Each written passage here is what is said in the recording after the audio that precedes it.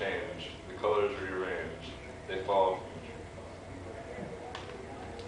It's a splendid time, a time of coolness and fun, time between seasons. Let's be honest here, extra credit was the point. Now,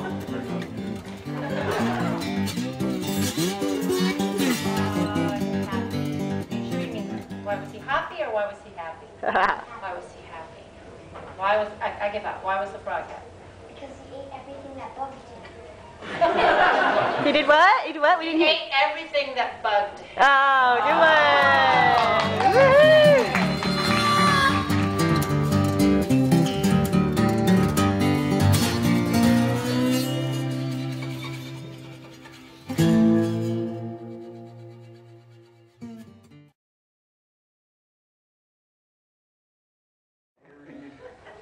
This essay that I wrote for English a couple weeks ago.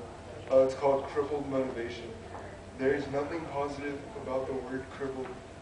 I was, however, able to turn something negative into something positive through my hard work. I was born prematurely and diagnosed with mild cerebral palsy at the age of 2. Soon after, I began physical therapy as well as occupational. I did well in both, and I was motivated to work hard and keep up with my twin sister. Since I was different, my parents explained to me that I was special, and God made me that way for a reason. I accepted and believed this, and still do. When I hear the word crippled, a word I heard often around the halls of my elementary school, it makes me think of something offensive. One definition of the word is unable to use one or more limbs. Since I worked hard in physical therapy and occupational therapy, I have full use of all 4 of my limbs. As a child, I wore leg braces to help shimmy my legs with feet.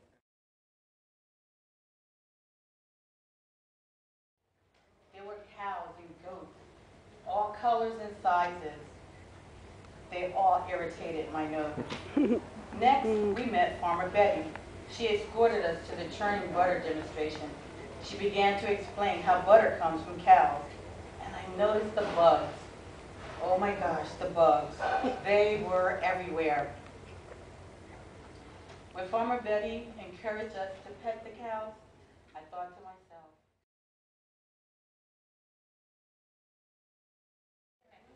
"How are you?" said the girl. She spoke volumes of nothing. Speak to me. Tell me what the silence means. To me, it sounds like the silence is a cry of helplessness and fear.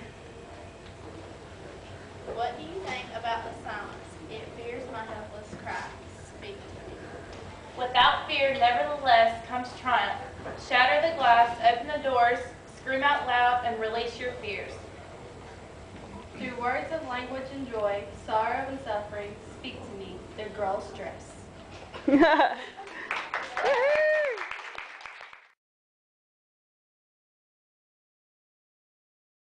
Snack. He left it dead, and with its head he went galumphing back. And hast thou slain the Jabberwock? Come to my arms, my beamish boy, O frabjous day, clue, play. He chortled in his joy. 'Twas brilliant the slide he toes, did guile and gimble in the wave, all mimsy with the board goes, the moment I saw grave. And I like to quote one of my favorite epigrams. Naked into this world I came, naked I leave the scene, and naked was my pastime in between.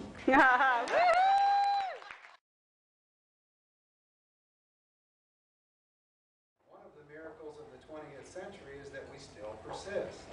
At this time, the college was 38 years old because Piedmont was founded in 1897. There were few railroads in those days. Students came in from miles around, some of them walking barefoot, as Carlisle walked to Edinburgh University. They came from high ridges and hidden coves.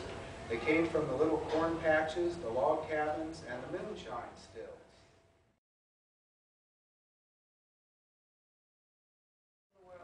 In the corner, a man with a baby all would like to hold. Salsa, cookies, soda, sweet things. Those things will never get old. Microphone, art, attention. A place where stories will be told. Laura, Zabe, Ben. Familiar faces. That person, that lady, some men. Unfamiliar faces. Share some thoughts, get a little closer, less than strangers. It's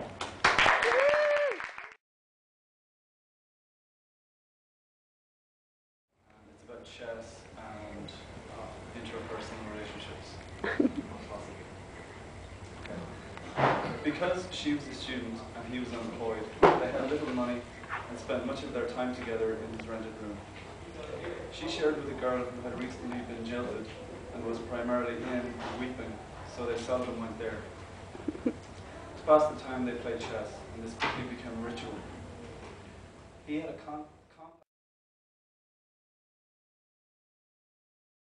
Blade veins dark, stretching tall to rough clipped edges, where horse teeth have been the only sight. Inside, in darkness, the stall walls painted black offer no reflection of the outside light. By the single incandescent bulb caged in wire above the barn's rough. Growing up, I loved to read any type of book. It didn't matter if the book was 10 pages or 100 pages, I would read it. My love of reading started when I was about 5. My mother would take me to the local library at least twice a week. As I got older, I would walk there almost every day after school. I especially liked the briskness of the air on a cool autumn day. My library was an old granite building. It had a statue of a Civil War soldier towering over the walkway to the front doors. The inside was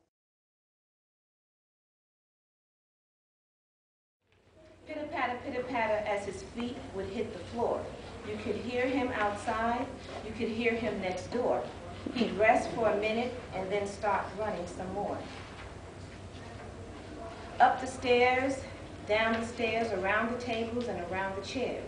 Running without a care. Timmy's mother would look, his father would stare. His mother said, "Stop him." His father wouldn't dare.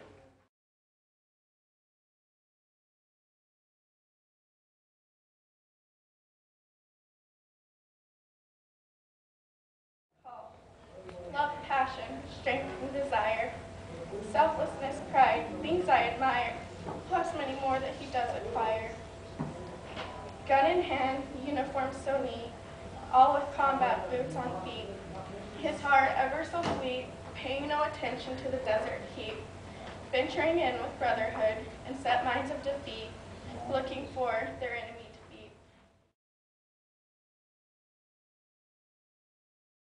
Mentally stimulating piece of literature into class. Get comfortable and read for an hour. As the son of 2 bibliophiles with that trait being genetically passed down, this class was a dream come true.